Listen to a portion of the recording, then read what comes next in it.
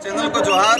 ये एक राष्ट्रीय आदिवासी महासम्मेलन रखा गया है। इस कार्यक्रम में गुजरात, मध्य प्रदेश और हमारा ये जो राजस्थान का जो इलाका है, तीनों राज्यों के लोग आए हुए हैं। एक राष्ट्रीय कार्यक्रम रखा गया आदिवासियों का। ये बेणका स्थल है जो वर्तमान में बेणेश्वर के नाम से जाना जाता है।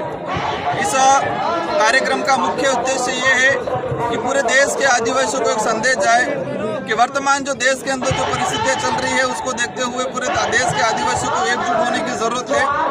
और आज ये जो कार्यक्रम रखा गया है, ये बेणेश्वर जो बेणका के नाम से जाना जाता है, आदिवासियों का महाकुंभ है। लेकिन बड़े दुख की बात है कि आदिवासी समाज के एक छोटा सा भी भवन किसी भी लोगों ने नहीं बनाया गया है। और हमारी मुख्य मांग है, हमने सरकार को भी अवगत कराया है कि बेणेश्वर जो बेणका है उसकी जो जमीन है उसकी 80% जमीन आदिवासी समाज के नाम से रिजर्व हो जाए। और इस कार्यक्रम के माध्यम से राज्य सरकार हो या भारत सरकार हो, उनको हम मैसेज पहुंचाना चाह रहे हैं कि हमारे देश आज़ाद हुआ 1947 में, संविधान लागू हुआ 1950 में।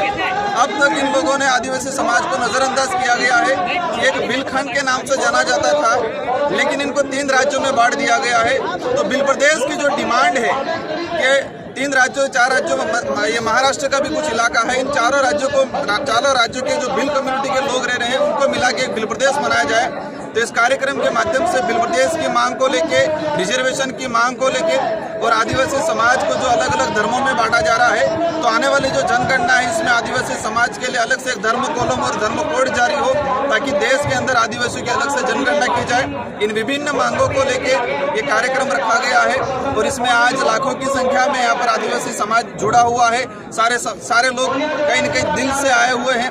और हमारे जो प्रधानमंत्री जी का कार्यक्रम है 1 तारीख को, उनको भी हम मैसेज पहुंचाना चाह रहे हैं कि आपके 1 दिन पहले जो यहाँ पर कार्यक्रम हो रहा है, इसमें बिना बुलाए हुए आदिवासी समाज स्वेच्छा से लाखों की संख्या में भीड़ इकट्ठी हो रही है।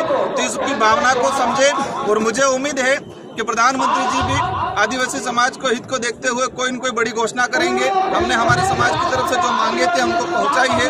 उस 1 तारीख की जो पीएम की जो सभा है, एक राजनीतिक सभा नहीं बनते हुए आदिवासी समाज के हित में क्या करके जाते हैं, पूरा आदिवासी समाज की निगाहें हैं। अगर वो इस हमारी जो मांगे रखी है उन मांगों पे अगर वो किसी प्रकार की घोषणा नहीं करते हैं, तो आदिवासी समाज आने वाले तीनों राज्यों के चुनावों में उन कांग्रेस और बीजेपी दोनों को सबक सिखाएगी। और आज जो मुख्य मांगे हैं उन मांगों पे हमारे सारे वक्ता अपना अपना वक्तव्य देंगे। आप सबको धन्यवाद। जोहार।